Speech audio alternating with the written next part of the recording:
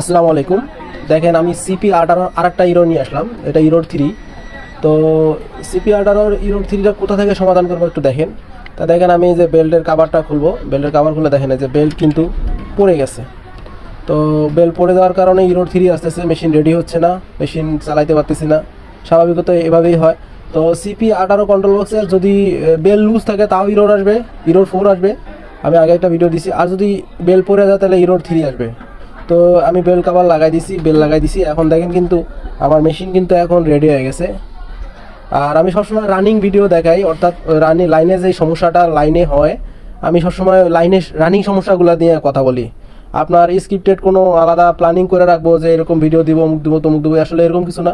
আমি লাইনে কাজ করতে গিয়ে প্রত্যেক দিন যাই, যেই সমস্যাগুলো আমি পাচ্ছি এটাই আপনাদেরকে দেখাচ্ছি। আপনারাও এই সমস্যাগুলোই পাবেন, যেহেতু আপনারা আমার মতো রানিংয়েই কাজ করেন। তো ধন্যবাদ। আমার পেজটা ফলো দিবেন, লাইক কমেন্ট শেয়ার করবেন। আল্লাহ হাফেজ।